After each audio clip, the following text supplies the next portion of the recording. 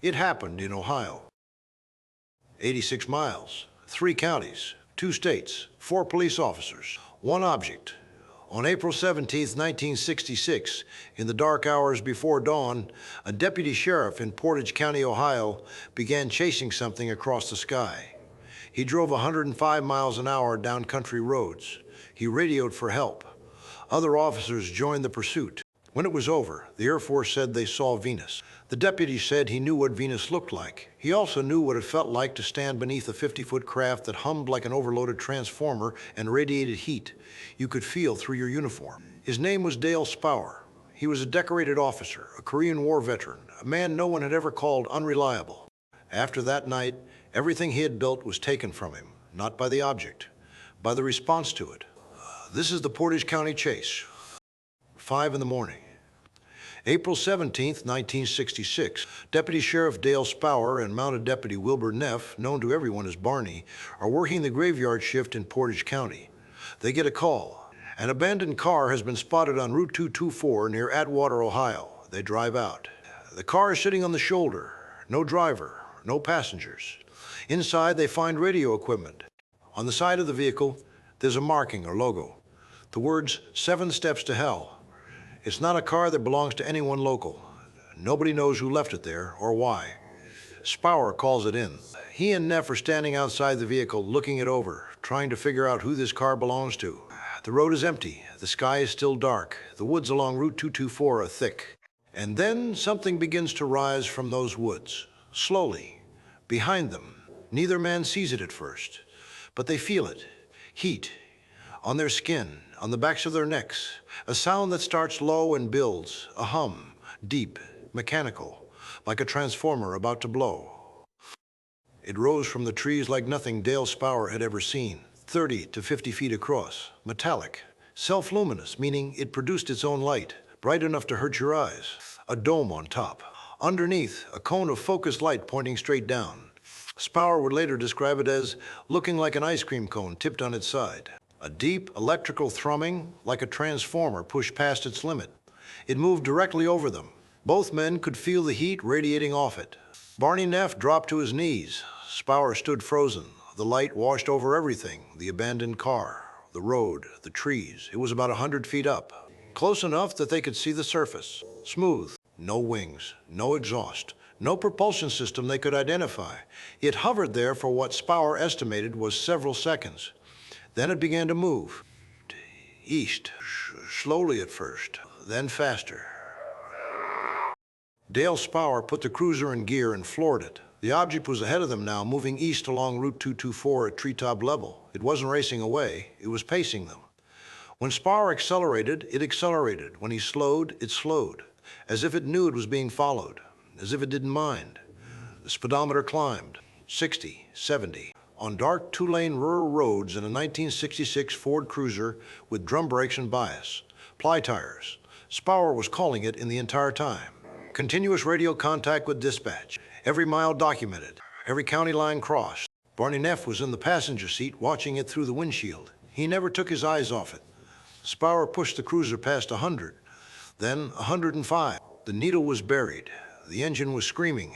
And the object stayed right there in front of them, steady and silent, as if 105 miles an hour was nothing. The pursuit crossed Mahoning County, then into Columbiana County. Spaur's radio traffic was being monitored across the region. In the town of Salem, Ohio, police officers Lonnie Johnson and Ray Esterly were on patrol when something caught their attention in the pre-dawn sky. A bright object at high altitude, estimated 10 to 20,000 feet, and 3 jet fighters in formation converging on it. Military interceptors, moving fast. Then he saw it. The object passed directly overhead, bright, silent, moving east. Seconds later, Spaur's cruiser came roaring through the intersection behind it. Houston pulled out and joined the chase. 3 officers now, 2 cruisers. Crossing the state line into Pennsylvania, none of them had any idea how this would end. Conway, Pennsylvania. A small borough on the Ohio River about 30 miles northwest of Pittsburgh. Population around 2,000. This is where the chase ended. Not because the object stopped, because Dale Spaur's cruiser was running on fumes. 86 miles at full throttle. The fuel gauge was on empty. Spaur pulled into a gas station. He and Neff got out. Wayne Houston pulled in behind them. And standing there already, looking up at the sky, was Officer Frank Panzanella of the Conway Borough Police Department. Panzanella had been watching the object for several minutes before they arrived. He'd seen it from his patrol route. Now, 4 police officers from 2 states stood together in a gas station parking lot in Conway, Pennsylvania, and watched, hovering at roughly 1,000 feet, bright, silent. Then they heard it on the radio. Air Force jets had been scrambled. Interceptors were en route.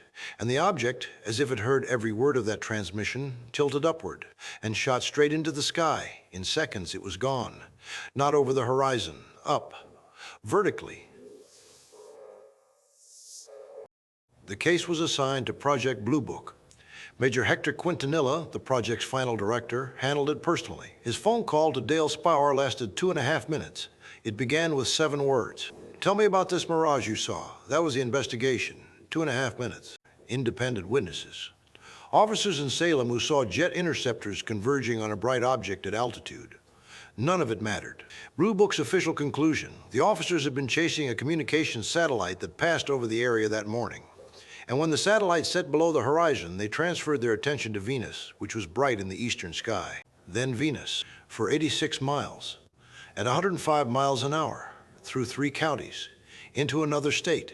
William Weitzel, an investigator for the National Investigations Committee on Aerial Phenomena, conducted his own exhaustive investigation. He interviewed every witness. He mapped every mile. His conclusion was unambiguous. Alan Hynek, the Air Force's own scientific consultant, privately agreed. He was overruled. The Venus explanation deserves its own examination because it tells you everything you need to know about how Project Blue Book operated by 1966. Venus is a planet. It does not hover at 1,000 feet. It does not radiate heat. It does not hum. It does not pace a police cruiser at 105 miles an hour. It does not project a cone of light onto the ground. It does not shoot straight up and vanish when jets are scrambled. Dale Spaur had been a deputy sheriff for years. He worked nights. He knew what Venus looked like. He knew what stars looked like. He knew what airplanes looked like. He was not a man who panicked. He was not a man who chased planets across state lines. Frank Panzanella in Conway was watching it before the Ohio officers even arrived. He had no connection to Spaur, no reason to corroborate. He simply saw the same thing. The satellite explanation is equally indefensible. No satellite in 1966 was visible as a bright, hovering, low-altitude object. Satellites move in predictable arcs. They do not stop. They do not respond to radio traffic. Hynek knew all of this. He said so privately. But Blue Book was not designed to find answers. By 1966, it was designed to close cases. What happened to the officers after that night is the real story, the one the Air Force never had to answer for. Dale Spaur became the face of the sighting. The newspapers found him. The ridicule followed. His colleagues made jokes.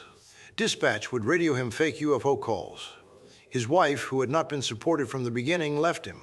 He tried construction, boat sales, security work, welding. Nothing lasted. He was arrested.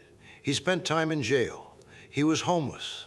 He had recurring nightmares about the object, not about the object itself, about standing beneath it and knowing that no one would ever believe him. Wayne Houston left law enforcement entirely. He moved away. He changed his first name. He wanted no connection to the incident. He wanted to disappear. Barney Neff refused to talk about it publicly for decades. Frank Panzanella gave his statement and then went quiet. 4 men saw the same thing.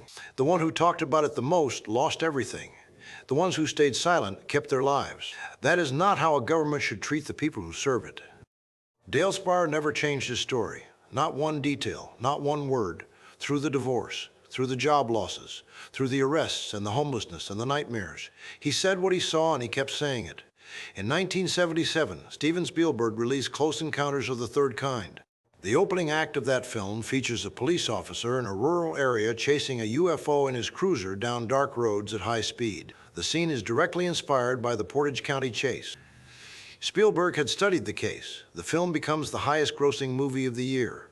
Roy Neary, the character, is driven to obsession and vindicated at the end.